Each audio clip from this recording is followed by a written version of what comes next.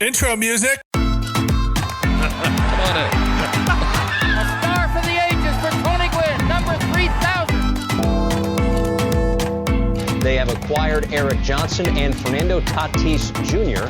from the White Sox in exchange for James Shield. Welcome to Slam Diego! My name is Joey. My name is James. And this is a brother. We redo that. I don't know. Wow. Okay. James, it's the week of July 9th. Well, you're right. We just had the All-Star game. Yay. A little different. We'll be combining a recap with a normal topic episode because there wasn't that much mini game before the All-Star break. There wasn't. And some of them weren't worth talking about. We're going to blow through some of these recaps and talk about more fun stuff because James, the Padres were tired. That's what I'm going to tell myself. They were tired and just kind of an ugly last series, to be honest. Shall we just jump into it before we go to other things? Yes, let's do that. James, the topological terrors, as I like to call them, came into town, and we're like, no, we're the Padres. We climb mountains, and we destroy mountains, and we beat them 4-2 on 4 runs and 10 hits and no errors, on 2 runs and 4 hits and no errors for the Colorado Rockies, on the backs of one Rhys Kinnear. Yeah, so the Padre pitching staff, whole rotation decided to get sick this and be hurt this weekend. So we called up Double-A phenom Rhys Kinnear. Yep, it was a bullpen game. Rhys Kinnear, Miguel Diaz, Tim Hill, Austin Adams, and Mark Melanson all pitched. James. And I think Rhys Kinnear, his stuff looks really good. He just needs to learn not to throw so wild, but he was impressive to watch. It's always fun to watch somebody that's in the majors that had no idea they were going to be in the majors. Yeah. He woke up that morning, ladies and gentlemen, in Double-A. He was firmly not a major leaguer, and they said, "Oh, by the way, put your toothbrush in a bag. You're flying to the big leagues."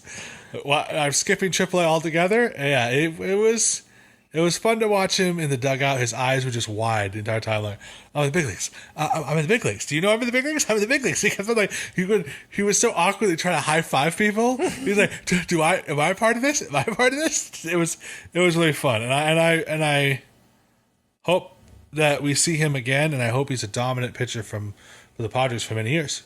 I thought his stuff was really good. I mean, the people that have seen him said, you know, his breaking stuff is good. His fastball has tons of movement. He just has control issues, which is exactly what we saw. It was just like when he threw his fastball in the zone and tons of movement, it was just unhittable. People just it was a DeGrom type fastball. Right. He had control issues in the second. He threw 47 pitches, loaded the bases, but only allowed to run. He dug down deep and did well. Miguel Diaz had a great outing. 2.28 pitch, only threw 3 balls. That's incredible. That was incredible. Miguel Diaz, I think, is a guy we don't talk about a lot. He's eaten a lot of innings for us. He's not as good as Nabil Krismet, not as legendary now as Daniel Camarena. No. But he's done some good quality innings for us. And when his changeup and fastball are working on the zone, on the corner of the zone, he's actually a really good pitcher. Very effective, yes.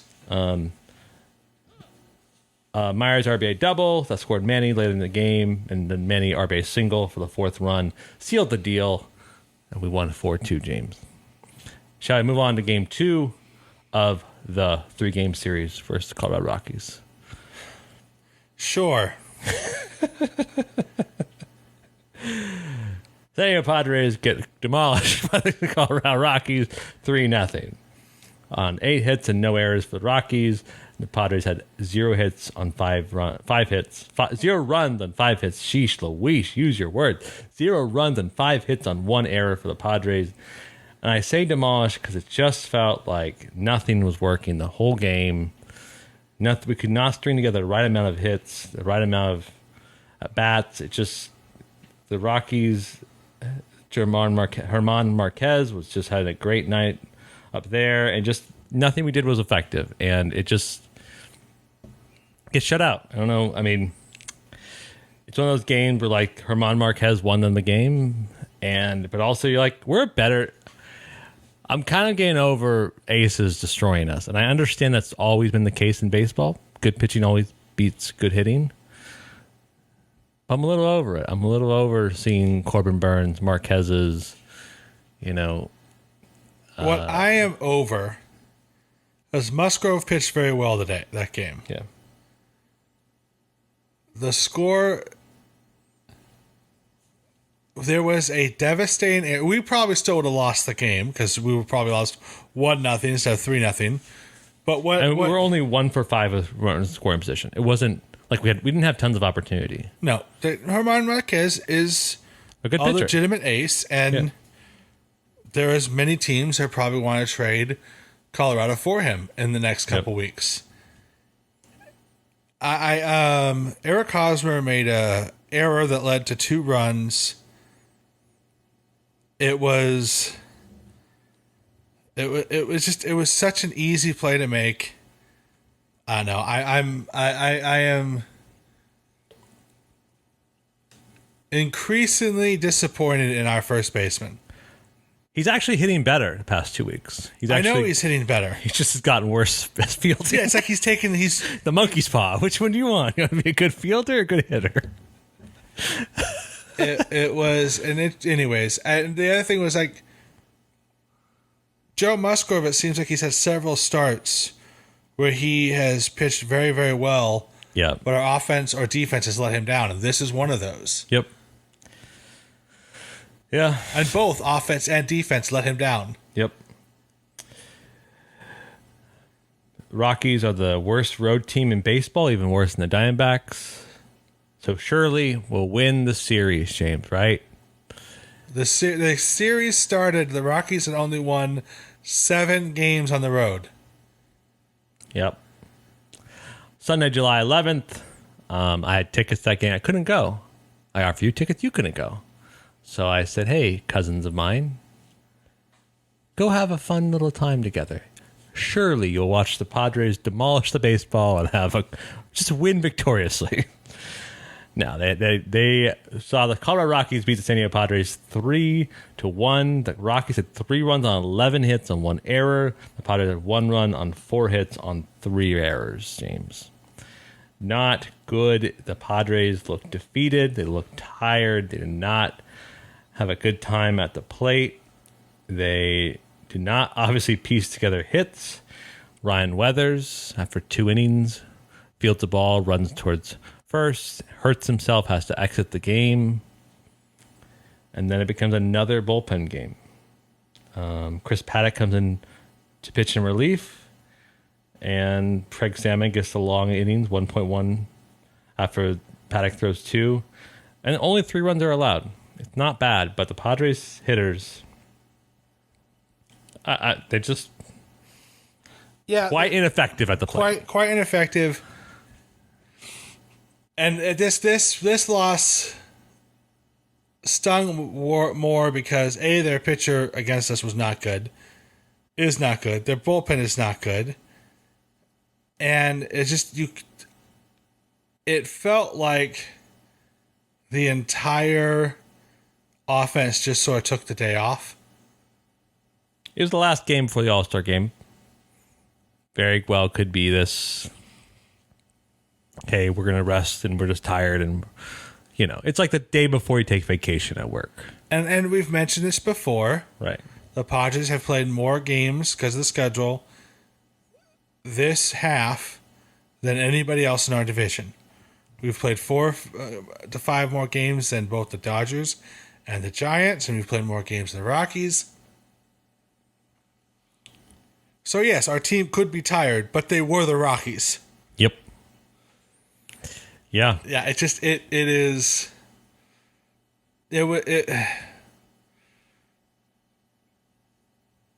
was disappointing. The one thing I will have to say, the one thing that is I'm still full to the brim of excitement for this team. I know we're going to be in the playoffs. We're going to do very well in the playoffs.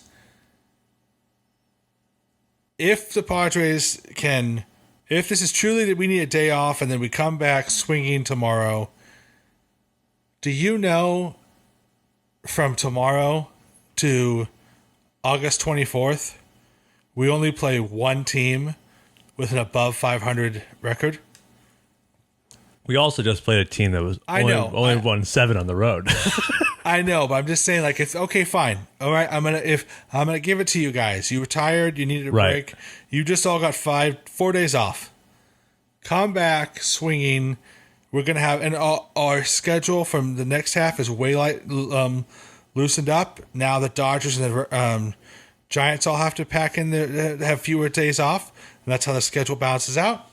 So, if by August 24th we are not at the very least in second place in striking position of first, I think that's the biggest test. That's what we should shoot for. If not first place, flat out. Yeah, I agree. It's just going to be tough. I mean, we'll talk about in the trade rumors why it's going to be tough. Yeah, but we are limping towards that day. It's not good. Padres lose. You and I said I said we sweep. You said we 2-1. And we both were wrong. Yep. We lost 1 and 2. James, we look forward to the next 6 games of baseball, and we predict. What do you think our record's going to be? We are playing it's the Nationals and the Braves, right? Yep. Washington Nationals on Friday, Saturday, and Sunday, and then the Braves on Monday, Tuesday, and Wednesday. Friday's game is Eric Fetty versus Chris Paddock. Saturday is Blake Snell tentatively versus Patrick Corbin. Sunday is Max Scherzer versus Joe Musgrove. Should be Daniel Camarena. Monday, TBD and TBD. Here's my thing about this series. So what do you think is gonna happen next 6 games? 4-2. I think it's going to be really tough for us to beat Scherzer, but I think we're going to beat him again. Yeah, of course. It's like you. What is that line, Avengers? Like, I'm a god. Well, yeah, but we got Camarena. You know? Exactly. So here's the thing about the next series. If Paddock can throw in a good outing tomorrow, we will sweep the Nationals. If Paddock can set the tone for our team, but I've talking a lot of shade at him last start, and he needs to come out more dominant than I've ever seen him. He needs to turn it around. He needs to prove himself, because right now AJ Preller is looking to get us a bunch of starters, and he is definitely on the block because he proved he can't come out of the bullpen.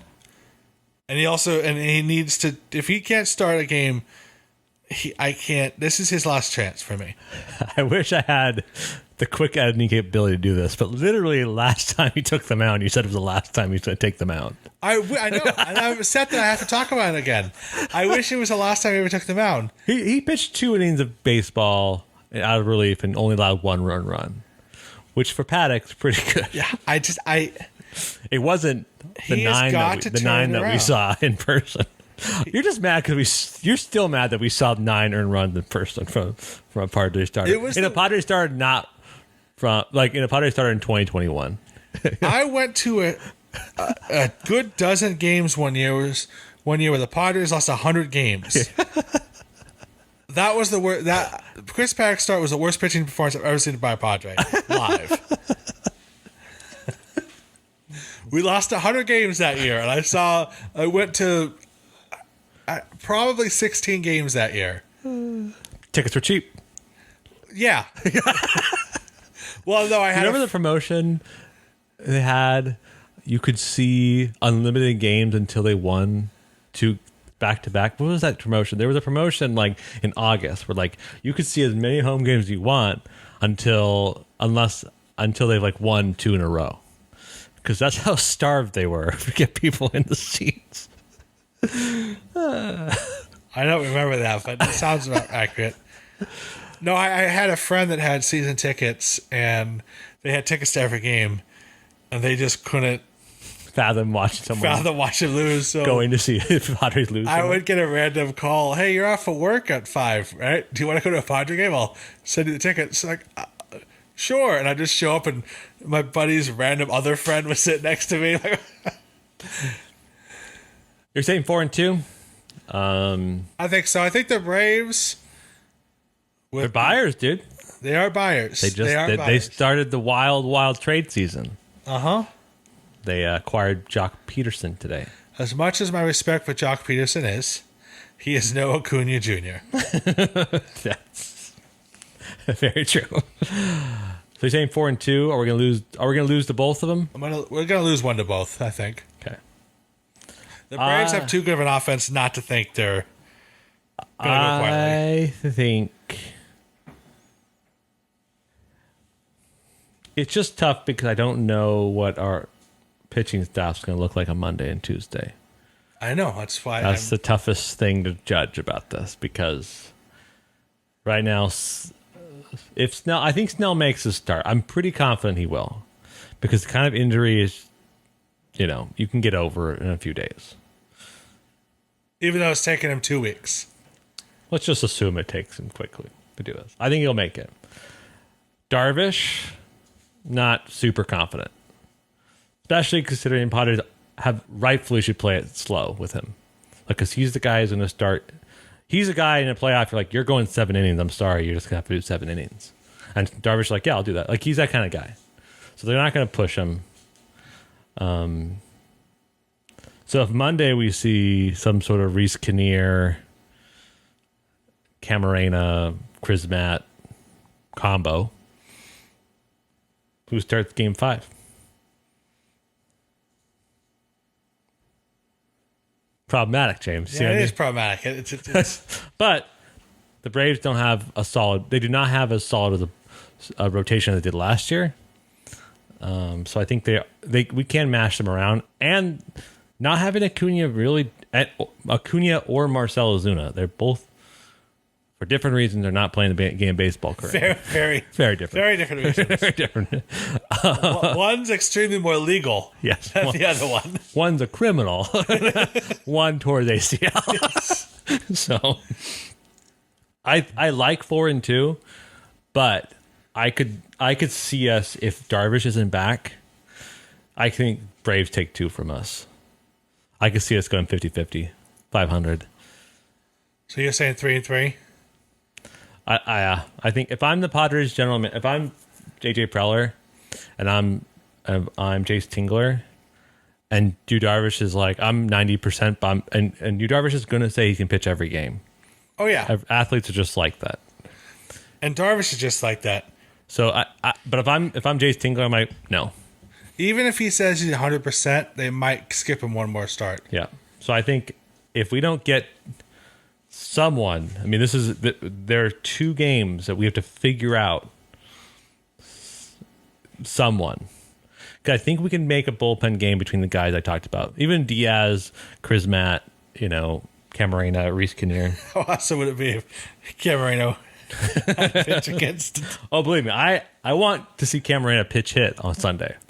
I want us to, like, the sympathy pinch hit that happens, or Tingler does, where it's like Musgrove is, I don't know, 6 innings in, but we're winning 3-0, but Scherzer's still rolling. I just want to see Daniel Camarena just come up and just see is this repeatable? Is this destiny? Is this one man's villain?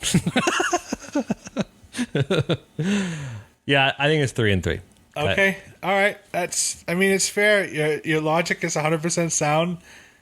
I think with a normal rotation, it's 4-2. Okay, I just think that I would like to see the Padres overcome this hurdle and be 4-2. Yeah, I appreciate that. James, that recaps our recap, and now we got to do the fun part as fans. Yay! I know we told everybody that we were going to do a trade rumors episode close to the end of July, but funny thing happened on the way to the forum. That's an old. Literally like two people in the Western Seaboard know that reference. And you know what? And we're both of them, probably. Anyway, so the Cubs said, we're sellers. The Marlins said, we're sellers. The Twins said, we're sellers. The Pirates said, we're sellers, and nobody cared. And then, out of respect, everybody waited till after the All-Star game, and then starting at exactly 1 minute after the All-Star game, the internet and Twitter baseball erupted with trade rumors. That's just If you go on Twitter and just look up trade rumors, it's just they're everywhere. They're everywhere. 99% of them aren't real. No, not at all. That's just. But are they plausible? Certainly. We are more concerned with the Padres trades for obvious reasons. Because the name of our podcast is a Padre podcast. Dennis Lynn, The Athletic, I'd encourage you to read his article where he details all the clubs, which the Cubs are included in that, that could possibly be of interest for the San Diego Padres. And he said the clubs, Twins, Royals, Rockies, Rangers, Pirates, and Cubs. And I think I find it pretty tough to think the Rockies would trade. But the big theme of this article was that starting pitching is something Padres need pretty desperately. Literally, we need to start pitching tomorrow. So let's kind of start there, and then we'll talk about the other holes. Now, I think we don't go far without another starter. There's not really no ifs, ands, buts about it. We need another starter. So let's kind of look through the landscape, James. Let us go through the baseball ether and look at what the possibilities are. Well, first thing this morning, I saw there was a trade rumor, and no one's counteracted it. They said this seems like it's pretty much a done deal. Daniel Duffy from the Royals to the Padres for some cash and a prospect. Yep. And Daniel Duffy is a pretty decent pitcher. Yeah. Sub-3 ERA. He would probably be better if he was in a team that had offense. Yep. California native. Dayton Moore and AJ Preller love trading with each other. They love it. They love trades with one another. So I like that. I like that trade because it's not going to be expensive. No, not at all. Because always with trades, if people are unfamiliar with baseball, there is always, it takes two to tango. Not often is it just you just give someone cash and get somebody. That does happen. But these trades will require Padres to give up prospect capital. Padres are very, very good at accruing prospect capital. That's one of the reason why we have such a good team now, is that we stockpiled so much and went out and get them. I wouldn't be surprised if, for example, the MLB draft happened also over the weekend. If we see some of our first rounders or some of our there's people from this draft, this happened on Sunday, go out with somebody. I have no doubt. We drafted, for example, number 1 in our draft, which we're not often picked number 27, but we were this time. That means that we were the third best team in baseball, and that we got 4th best team in baseball. We got the 27th pick. We drafted a lefty hitting shortstop. I'll let you all think about what do you think about the shortstop position in the major leagues, in the major league level of the Padres. All I'm trying to say is that position locked up for, I don't know, I'm going to say a number, top of my head, 14 years. Well, yeah.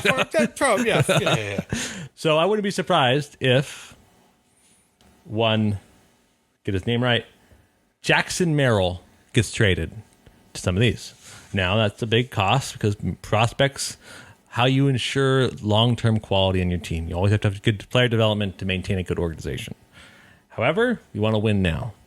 So Daniel Duffy would not necessarily need someone like that, right? Because he's not a Max Scherzer. He's not a Herman Marquez kind of character, right? If I remember correctly, the trade rumor was for our 4th pitching prospect in our Right. I forgot to write his name down, but I remember them saying it was the fourth pitching prospect and cash. So we're literally giving him money. And so that's the weird thing now is that there is a consensus around Major League Baseball that the trademark is just cheaper than it used to be. You don't empty the tank anymore from either Major League talent or minor league talent. When you do, it's very there tends to be like when you empty it, give a lot up, it often means you're getting someone with lots of years of control. Daniel Duffy would be a rental, right? I think he's like maybe a year and a half. So that's not. Padres aren't going to send over 4 good prospects for it. Not at all, no. They'll send you some guy that could be good, possibly, right? For example, Blake Snell was given a good package because he had 3 years of control left. The Rays hate spending money, and they love cheap, controllable prospects. So they gave him Luis Patino, who's going to be a stud. Luis Patino is going to be a good pitcher for 6-7 years for the Tampa Bay Rays. And so when you consider this, we have to also consider how much stuff we want to give up. That's my long winded. I will reference this tangent as we go through this. Daniel Duffy, very cheap. Very cheap, and I think that's we'll probably see that come through in the next day or so. I hope so. The Rockies, according to Dennis Lin, is considered getting rid of John Gray. He did very well against us the other day. I'd rather have Danny Duffy. I'd rather have Danny Duffy too. I've seen John Gray pitch very well, and I've also seen John Gray not pitch very well. Yes. Tyler Anderson from the Pirates is also considered. He carved us up when we were in Pittsburgh, so I don't mind that deal at all. But that would be another veteran was called a rental. He's a free agent after this year. So veteran plus rental means cheap as well. Yeah, probably a prospect and some cash. And I mean, we mentioned this, Jock Peterson. Jock Peterson was just sent with one prospect in trade for him, and it was a good first base prospect, but not like a Mackenzie Gore. If people are familiar with current, like he wasn't like a Wander Franco. He wasn't a top 10 prospect in baseball kind of person. He was a like sub 50. Well, because Jock Peterson only signed a 1-year contract with the Cubs. Yeah. He's a free agent again this year. There's a $10 million buyout. So the Braves could spend $10 million to get him another year. Okay. And that's too much money for the Cubs. Yeah. Because they didn't buy every inch of real estate around Wrigleyville. Nope. Get cheapies. They're just, again, this one, they are the Angels of the National League. Because how are you guys not a great team every year? You make so much money. Yep. That's kind of, I mean, Kenta Maeda from the Twins is also an interesting option. I don't mind that. I like the other Twins pitcher better. Taylor Rogers is a reliever. Michael Pineda. I'm talking about Barrios. Barrios, yeah. Man, I would like Barrios a lot. So that's what we're talking about is all cheaper, almost mid-range starters. Barrios, Max Scherzer, those guys are top. Those guys are going to be expensive. I think Barrios will definitely be cheaper because he's only been good for a year and a half. But he has been dominant all year long. But the Twins can't support him. They have one good hitter. And that one good hitter is 41. Shots fired at Josh Donaldson. Sorry, Josh. Come on our podcast. Come on. Yeah. Yeah, that's kind of what people have been speculating were tied to starting pitching. And we could also, I mean, I don't see us in the short term. So if we look at trade as like, and before the trade deadline and now, I think we're going to pick up one of those guys very soon. I think we had a conversation. Do we do this podcast tonight or do we wait until tomorrow morning thinking that this, because right now Joey is on his phone looking at Twitter. I'm literally refreshing my Padres Twitter list. Yeah, because I wouldn't be surprised if we just make a trade. And AJ Preller has proven, yeah, once he gets moving, he doesn't stop. The other new one is Gibson from the Rangers. Yeah, so that's kind of people have linked Kyle Gibson and Gallo together as like a super trade, where like the Rangers would get 5 or 6 prospects, maybe even a major league talent. And I should caveat that, there is going to Kevin Acey that said there's going to be a roster spot opening tomorrow. Tucapito Marcano traveled to Washington. I don't know how much of that I should read into. Just we need another.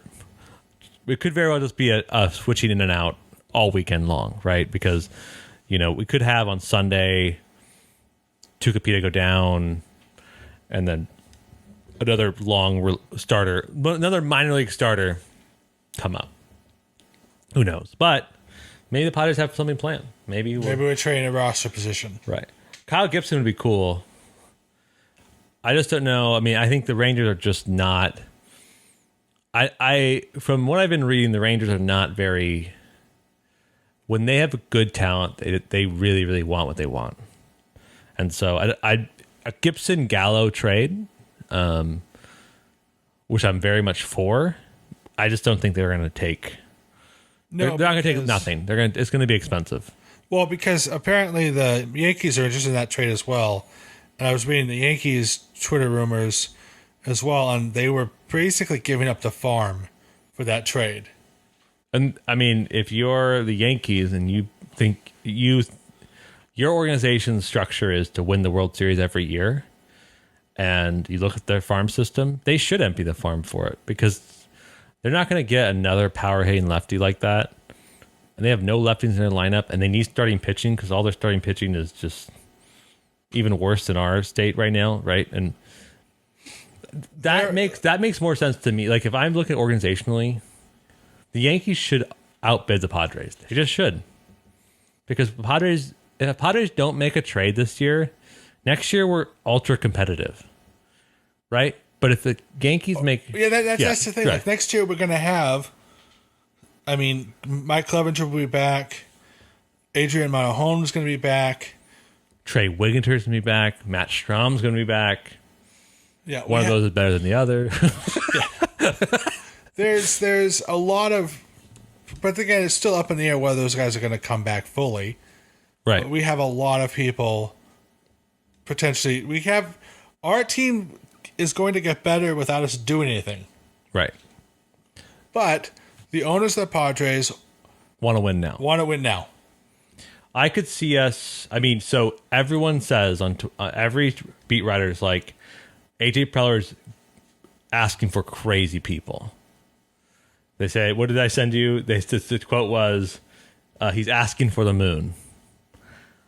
And I think the dude asks for stuff, and he gets it because he's willing to be. I mean, AJ Preller must be the worst person to play poker with. Don't you think so? Because when he has something like, oh shoot, you have something, like you're just bullying me into spending money. Maybe we should transition into. Do you have any more thoughts about starting pitching? No, there's a few other ones out there. There'd just be like third or fourth rung starters that would be inning eaters just to give us a spot start here and there. I mean, the crazy one is Max Scherzer, but I don't think the Nationals are selling. They definitely want to. The NL East isn't push for it. The NL East is yeah. so up in the air right now. Yeah, right now, Washington's in 6 games at first. Phillies are within 3.5. Atlanta's within 4.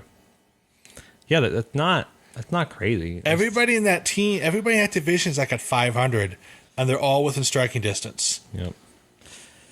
So I think it'd take a lot. It'd take a lot, and it'd have to take them, I don't know, getting swept by the Padres, for example. Exactly. Yeah, I think that's kind of where I'm at with it. I also wouldn't be opposed if we sign one of the starting pitchers that haven't been signed yet, like Anibal Sanchez. Cole Hamels does an open workout tomorrow. Cole Hamels, Rancho Bernardo High School legend. And we know what happens when San Diego Legends join this year Padres team. So maybe. And he opted to not play during COVID last year. He has really good numbers career wise. He's 37, but if we sign him for a half a year and he does well, why not? Yeah, I mean, yeah, give him a nice little $8 million little prorated contract and just see what happens. Roll back the clock, baby. Let's see what happens. I wouldn't be against that. But we also, I forgot to mention, old friend Zach Davies is also potentially available because the Cubs are selling everything. I know. Fire sale. Fire sale. Everything must go. our outfield wall is Ivy. At the end of this week, like, really, they sold their outfield wall. Yep. Everything must go. Let's move on to, I think, so we haven't talked about this before, but I view the need as starting pitching, outfield, maybe first base, like bench bat, and then relief pitching. I think that's the priority. I think that's a priority as well. I think AJ Preller doesn't think about priorities. I think he wants it all. I think he wants everything. But I think if I'm the GM, if I'm Padres GM right now, that's what I think. I think after starting pitching, you need to have a longer lineup, and that it will get longer soon. Austin Nola caught his first game today with our friend Reese Kinnear, actually. Because Reese Kinnear, Camp AA, became a major leaguer, and then he got promoted to AAA. Good for him. Good for him. Austin Nola led off the game with a single. I don't know what else he did, but he's a very good player. And so adding him lengthens our lineup. But then you get another length by putting a guy in who's a great platoon hitter, even a potential better defender at first. It'd be an incredible ad and something that, like, having someone like Hosmer and Myers off the bench is such a better option than what we've been seeing all year. I agree. Yeah. Ha-Seong Kim is actually, I mean, I forgot. He's had 2 pinch hit home runs. Ha-Seong's good. Ha-Seong's and also getting better. Right. But we just need it. If as Jace Tingler said at the end of, I didn't say this quote, at the Sunday end of the Sunday game, is that we're disappointed. We cannot play like this and have expectations to where we want to go. Like, if we're going to go be a World Series team, we can't just lose to the Rockies. And if we're an expectation to be a World Series team, you have to have a super stacked lineup. Just the way it is. And so I think outfield's a big ask. Maybe a first baseman that can do both. Obviously, we talked about it before. Joey Gallo's. Everyone talks about Joey Gallo attached to the Padres. AJ Preller, former Rangers executive. He helped draft him in 2012. Preller likes his old Ranger prospects a lot. What are your thoughts about Joey Gallo? Do you like him? Do you think he solves all of our problems? Do you think what are your thoughts? I don't think I've ever asked you this. So Joey Gallo, I would like, Right. but if he's going to cost us too much, probably not. The other name that just popped up in the last 12 hours was Trey Mancini. Dude, I would love me at some Trey Mancini. Trey Mancini is an outfielder and first baseman. Yeah. And he's a right-handed batter, so that means he can platoon with Eric Hosmer. And I would love to have Trey Mancini out there. He's a phenomenal hitter. He has great power numbers this year. He can platoon in the outfield as well. He's a left fielder. That would be an incredible buy. And he's also probably, because this is only his first real good year. Well, he's had other good years. But, No, he's always been a good player.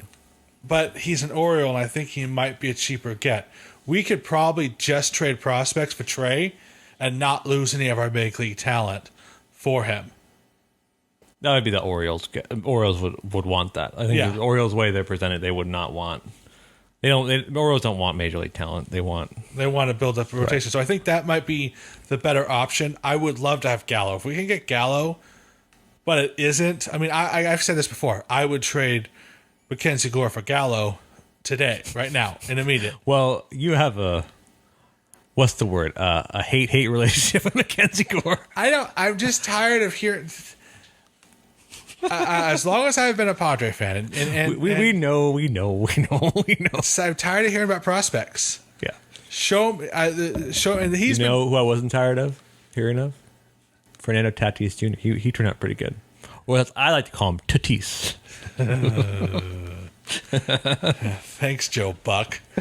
Anyways, So I think you, where you're sitting, Mackenzie Gore is not as talented as C.J. Abrams, or his prospect capital isn't as good as that.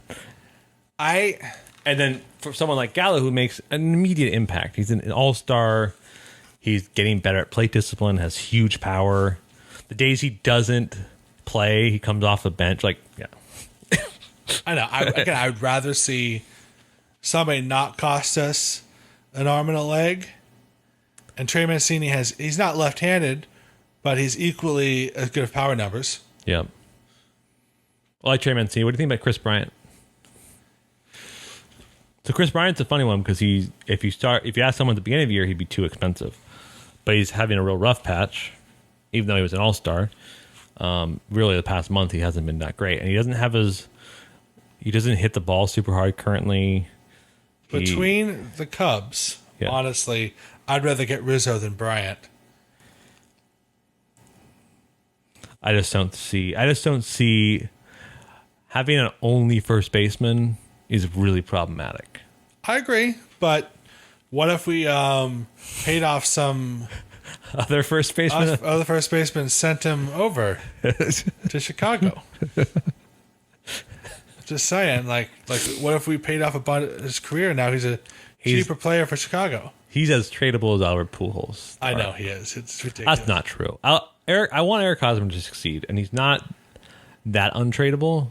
But it's just the problem is everyone sees the same numbers we do. It's just that he slumps super hard, and he's like becomes one of the worst defensive players in baseball. And then he's super streaky and clutch, and it's a tough player. It's a tough player as a modern GM to embrace. And the thing is about Chris Bryant, he would be a phenomenal guy to get. I think personally, he might be a very expensive get. Not that AJ Preller wouldn't pull it off, but he is clearly what the Yankees need. He is clearly what they've talked about. The Brewers need a third baseman. I don't see us trading for another right-handed bat who can play third base. He also plays left field, center field, and first base. Oh, I know he plays all those bases too. But I think I don't know. I just think he's too. There are too many teams right now that are probably willing to put too much money to get him. Like right now, you have to think who are the Padres are competing against with trades. All right, when it comes to starters, we need starters. The Blue Jays need starters. The Dodgers are probably want a starter just in case. They need starters. They need starters, yeah. The Yankees definitely need starters, but I don't know if they're going to spend money on them. I think they would empty the tank for a Gallo. Yeah. And who needs position players? I mean, the Brewers are. You're absolutely right. Brewers would definitely like a better third baseman option. Than Luis Urias. So, does the White Sox? Yeah. I think Chris Bryant might just be moving over to Chicago. The South Side? South Side. It's not a bad option, right? Because you have Eloy coming back, Luis Robert coming back in the outfield, but they're going to be slow, and if you could switch them around, that's not a bad option. No, I think that's why. I honestly think that's as the White Sox need a couple extra key pieces in their defense. And you can throw a good defensive third baseman there. I think he's a better fit for the White Sox. And you know Tony La Russa loves Chris Bryant. Oh, yeah. He loves, put him wherever he wants. He's a ball player. Goes wherever he wants. Good ball player. Doesn't and again, that and... That's a horrible Tony La Russa. Horrible Tony La Russa. The White Sox are also in, hey, let's win now attitude. Right. And they might give up the farm for a guy named Chris Bryant. Their pitching staff is great. They're not out for pitchers. They need hitters. Yep. So, and I also the Yankees need hitters.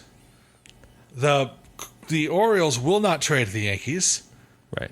The Rangers will.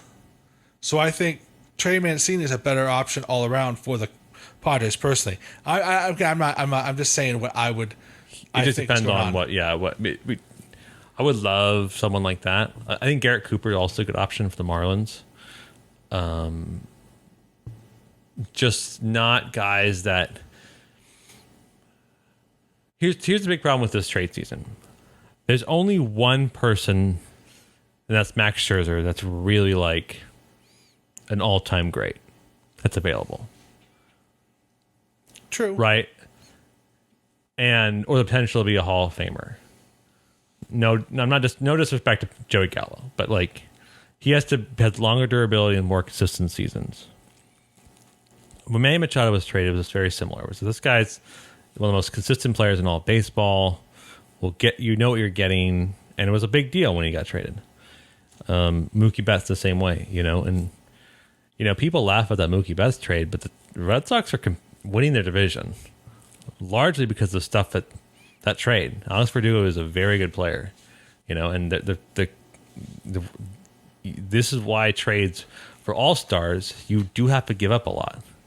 And so that's what's interesting looking at this landscape is I don't really want to give up a lot unless I'm getting someone who's like generational. So to me, I'd rather get good players that fill need, but not necessarily like incredible players. Again, I agree. Yeah. There is no, other than Matt Scherzer, there is no phenomenal players that potentially in the market. And I don't think Matt Scherzer's on the market anymore. Yeah. I think they might be looking for a starting pitcher or two as well. Yeah. If you think about it too, I mean, the Padres have relief pitching always plays in the playoffs, and there's always relief pitchers available because there's always teams that aren't doing well. Richard Rodriguez for the Pirates, I think, is an awesome pitcher.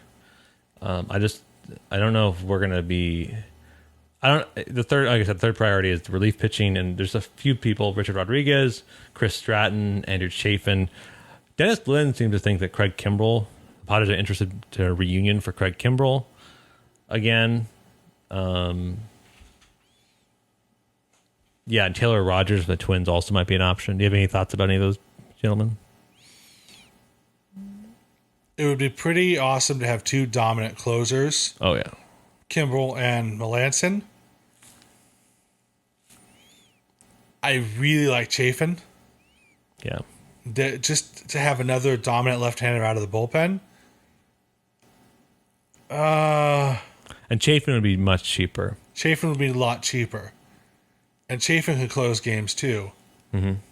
I think I'd rather go with Chafin than Kimbrell. And honestly, I saw the if the Phillies want to compete this year, they have to go for. They're going to give a bunch up for Kimbrell. Yeah, they should. Yeah, they should, because that bullpen is not going to get you far. No, not at all. And so can the Reds. The Reds need a bunch of relievers as well. Yep. I think Chafin and Anderson were the two ones I would like to see the best. Yeah, I would like that. Tyler Anderson, Chafin. But now, James, any more thoughts before we get to the real fun part? No, let's go. Who do you give up? What current all-star would you just give up a farm for? Anybody available? Let's just say anybody available. You give up Abrams, maybe even Hassel, maybe even McGore for him. For one all-star. Yeah.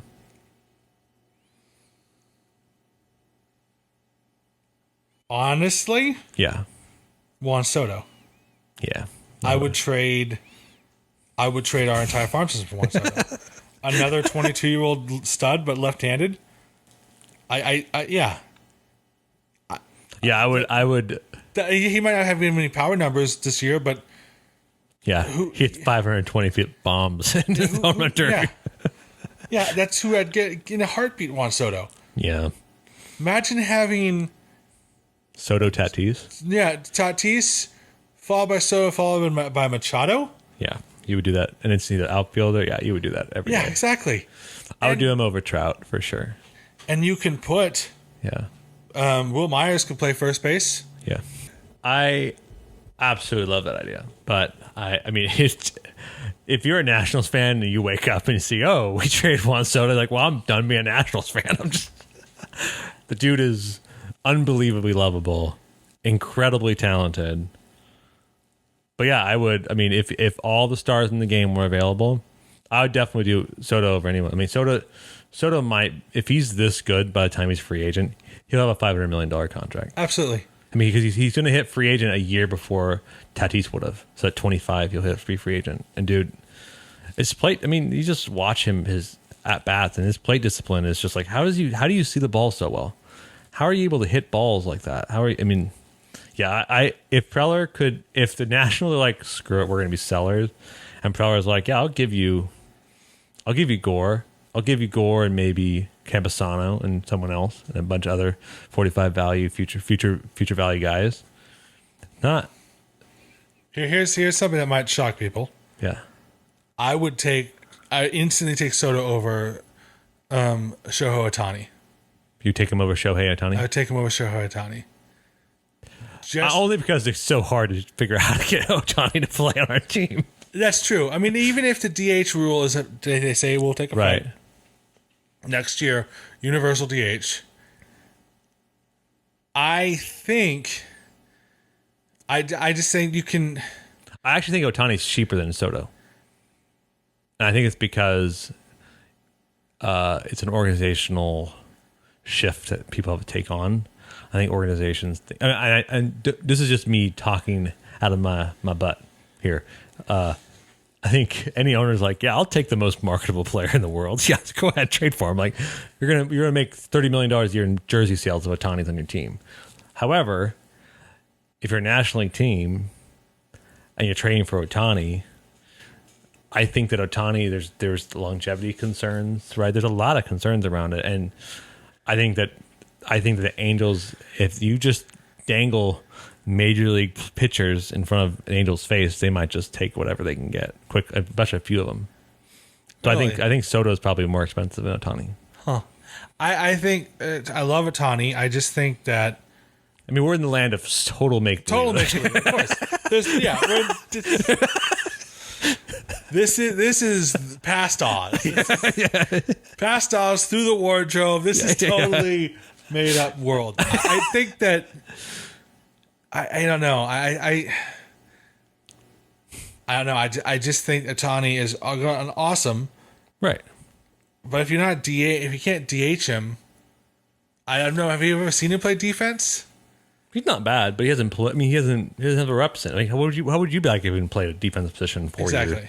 years? The only defensive position he plays is pitcher. And he's a good defensive pitcher. The only reason why I would say Soto over Ohtani, and really is because Ohtani is, 28? Yeah. Soto's 22. Yeah. Yeah. You could have a guy for 10 years or 15 years.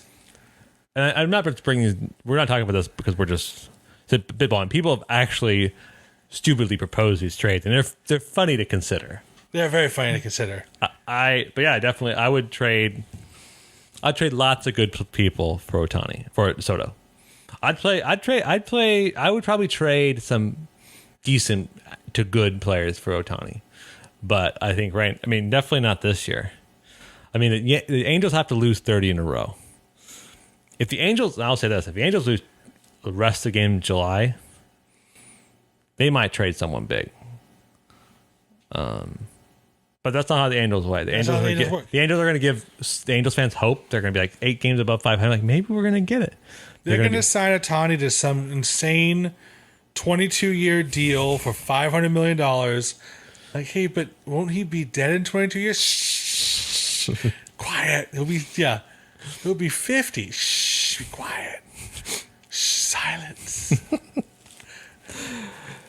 Yeah, I also think that I don't, pitching wise, I just don't know if there's anyone else that I'd empty a tank for pitching wise currently, because all the pitchers that are great are on competitive teams currently. They're just, I know. I agree. so I mean, years past, DeGrom was always floated as like the guy that could be traded or Noah Syndergaard. But the Mets are first place in the NL East. So, and the Brewers, all their guys, they're doing good. And so, I don't know. But we have to talk about one last subject. Okay. And this might be the most important subject for us. Yeah. Have you seen Ha-Sung Kim's hair? I have. It is my favorite color of hair. It's blonde. It's blonde. Loyal listeners will know I have blonde hair. Because we've mentioned that so many times. Yeah, Ha-Sung Kim has bleached his hair. He looks more like a Korean pop star now than he ever has before. He's cooler than us, James. Well, of course. I want to see his album or hear his album now. I'm pulling up. Yeah, here it is. Here it is. Look at that. Look at that. Look at that. Yeah. You can't see it because you're listening to us. But yeah, It's crazy. it's awesome. Ha-Sung Kim has blonde hair now. You know, and I mean, that basically means he's going to hit 20 home runs in the next 10 games. And if that's the thing, and that might be the thing that changes Padres over. Yeah. That if you never know. Last year it was Slam Diego. Yeah. This year it could be Diego, No. Blonde Diego. Blonde Diego. I don't think so. But excited to see him play. He'll probably get a start this weekend. I hope so. Yeah. James, what a fun episode. We solved all the Padres' problems. We figured out who they're going to trade for. Yep. And I'm just bummed no live trades happened. I was hoping for I was hoping for it too. We both been looking at like, Come on, AJ. Come on, AJ. I'm recording, man. Just you wait. You're gonna be driving home, and then we're gonna trade for Juan Soto, and then gotta drive back, and we gotta do an additional emergency episode. yeah, like, holy cow! They just trade everybody for everyone. What? James, we're on Spotify. We're on YouTube. We're on Apple Podcasts. We're on Overcast. Wherever where podcasts are found. We're on Twitter at Brothers Padre. Thank you for your continued listenership. Just comment. Follow us on Twitter. We'd like to interact with you. Yeah, just reach out to us. We would love to interact more and more. And we're halfway through the season, and we're excited for the second half, James. And until next time, go Padres. Go Padres. And there it is! Oh, doctor! You can hang a star on that, baby! Literally like two people in the Western Seaboard know that reference.